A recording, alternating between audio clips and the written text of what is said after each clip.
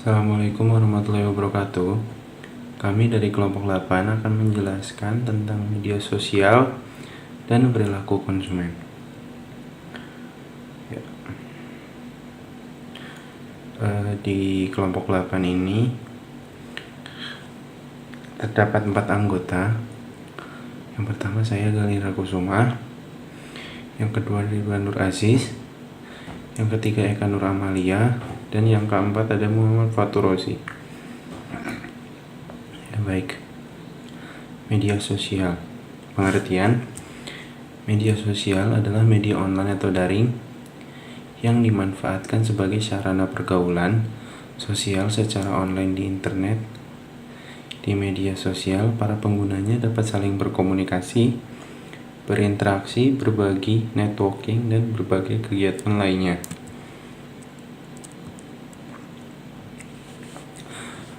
Menurut Philip dan Kevin Keller, pengertian media sosial adalah sarana bagi konsumen untuk berbagi informasi, teks, gambar, video, dan audio dengan satu sama lain dan dengan perusahaan dan sebaliknya. Menurut Marjorie Clayman, pengertian media sosial adalah alat pemasaran baru yang memungkinkan untuk mengetahui pelanggan dan calon pelanggan dengan cara yang sebelumnya tidak mungkin. Menurut Chris Brogan, pengertian media sosial adalah seperangkat alat komunikasi dan kolaborasi baru yang memungkinkan terjadinya berbagai jenis interaksi yang sebelumnya tidak tersedia bagi orang awam. Karakteristik media sosial. Berikut beberapa karakteristik media sosial. Pertama, partisipasi pengguna, adanya keterbukaan, adanya perbincangan, dan keterhubungan. Oke, selanjutnya yaitu adalah fungsi dari media sosial.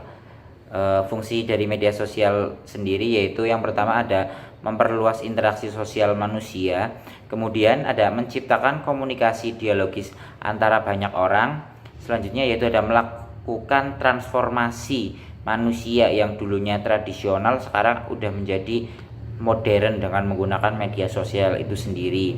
Selanjutnya yaitu membangun personal branding bagi para pengusaha ataupun tokoh masyarakat. Dan yang terakhir yaitu sebagai media komunikasi yang umum digunakan pada saat zaman sekarang. Tujuan menggunakan media sosial yaitu sebagai aktualisasi diri, membentuk komunitas, menjalin hubungan pribadi, dan kita sebagai para pelaku bisnis yaitu media pemasaran. Gitu. Selanjutnya yaitu jenis-jenis dari media sosial. Yang pertama yaitu ada social network atau jejaring sosial. Itu merupakan media sosial yang paling umum digunakan oleh masyarakat pada zaman sekarang. Contohnya yaitu ada Facebook, Twitter, Instagram, WhatsApp, dan yang lain-lainnya. Selanjutnya yaitu ada komunitas online atau forum. Umumnya ini dibangun oleh perorangan ataupun kelompok yang memiliki minat dan tujuan pada bidang tertentu.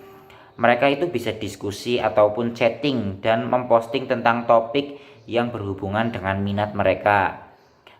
Contohnya yaitu ada kaskus.co.id, brandly.co.id, brososial.com.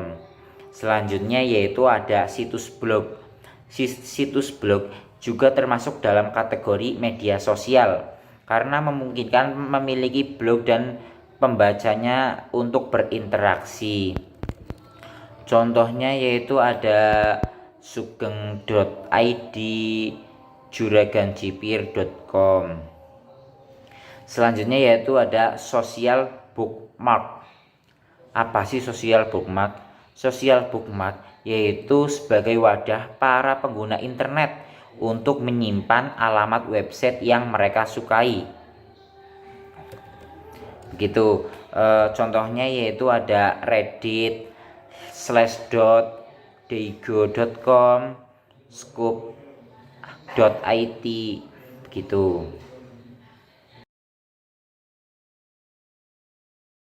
Pengertian perilaku konsumen. Perilaku konsumen adalah proses dan aktivitas ketika seseorang berhubungan dengan pencarian, pemilihan, pembelian, penggunaan, serta pengevaluasian produk dan jasa demi memenuhi kebutuhan dan keinginan. Perilaku konsumen merupakan hal-hal yang mendasari konsumen untuk membuat keputusan pembelian untuk barang berharga jual rendah low involvement. Proses pengambilan keputusan dilakukan dengan mudah, sedangkan untuk barang berharga jual tinggi high involvement, proses pengambilan keputusan dilakukan dengan pertimbangan yang sangat matang. Berikut adalah beberapa definisi perilaku konsumen menurut para ahli. Yang pertama, menurut Angel, Blackwell, and Miniard, perilaku konsumen adalah tindakan-tindakan produk dan jasa, termasuk di dalamnya adalah proses keputusan yang mengawali serta mengikuti tindakan pembelian tersebut. Menurut The American Marketing Association, perilaku konsumen adalah proses membagi interaksi dinamis dari pengaruh kesadaran, perilaku, dan lingkungan di mana melakukan pertukaran aspek kehidupannya. Lalu ada jenis perilaku konsumen. Berikut ini beberapa ciri-ciri dari perilaku konsumen yang bersifat rasional. Yang pertama, konsumen memilih barang berdasarkan kebutuhan. Yang kedua, barang yang dipilih konsumen memberikan kegunaan optimal bagi konsumen. Yang ketiga, konsumen memilih barang yang mutunya terjamin.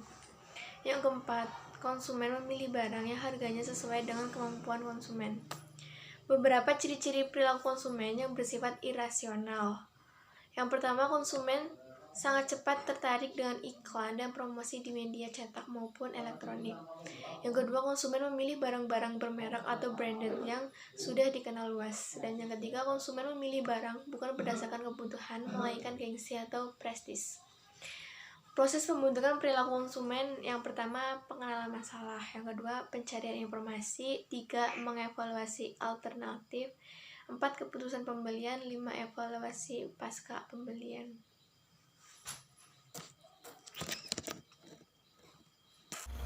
Selanjutnya, faktor yang mempengaruhi perilaku konsumen. 1. Konsumen individu. Pilihan merek dipengaruhi oleh kebutuhan konsumen, persepsi atas karakteristik merek, dan sikap ke arah pilihan. 2. Pengaruh lingkungan.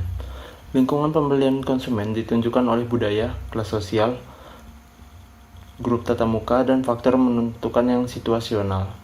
3. Marketing strategi. Merupakan variabel di mana pemasar mengendalikan usahanya dalam memberitahu dan mempengaruhi konsumen.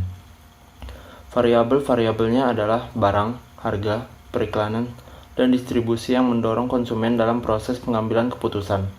Cara mengenali perilaku konsumen. 1. Pendekatan interpretif. Pendekatan ini adalah pendekatan yang membahas secara mendalam hal-hal mendasar mengenai perilaku konsumen. 2. Pendekatan tradisional yang didasari pada teori dan metode ilmu psikologi kognitif, sosial, dan behavioral, serta ilmu sosiologi. Pendekatan ini menggunakan studi lapangan berupa eksperimen yang didukung dengan survei dengan tujuan untuk menguji hipotesa penelitian yang berkaitan dengan teori. 3. Pendekatan sains pemasaran yang didasari oleh teori dan metode dari ilmu ekonomi dan statistika. Penelitian dalam pendekatan ini menggunakan pengembangan teori dari Abraham Maslow, yaitu teori hierarki kebutuhan Maslow. Teori tersebut berisi tentang hierarki kebutuhan manusia yang kemudian diuji coba dengan model ilmu matematika. Pendekatan ini dilakukan untuk memprediksi moving rate analisis atau pengaruh strategi marketing terhadap pilihan dan pola konsumsi. Contoh kasus.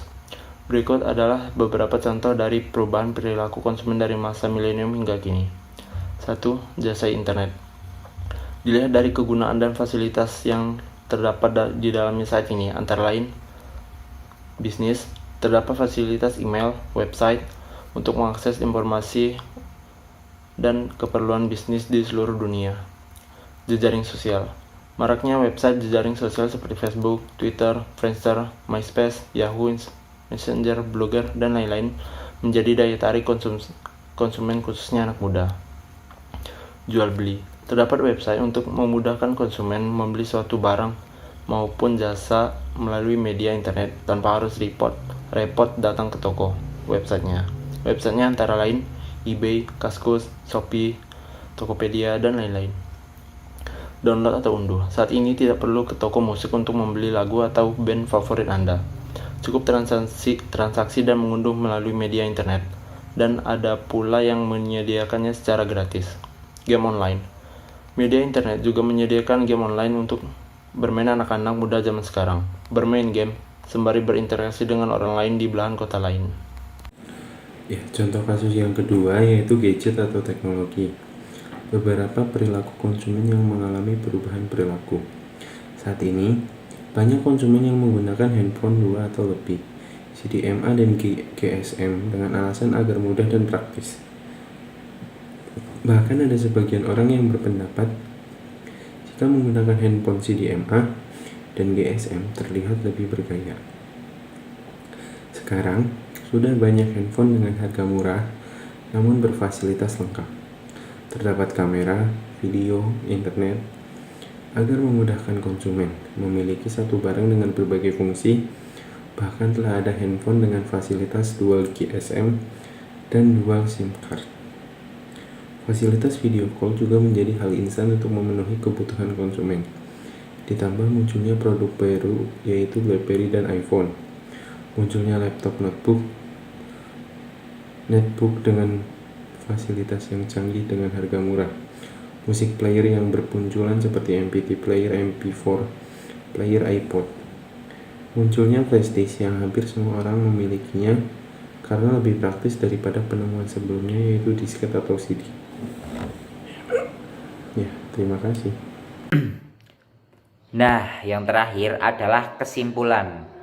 Kesimpulannya yaitu perilaku konsumen adalah proses dan aktivitas ketika seseorang berhubungan dengan pencarian, pemilihan, pembelian, penggunaan, serta pengevaluasian produk dan jasa demi memenuhi kebutuhan dan keinginan.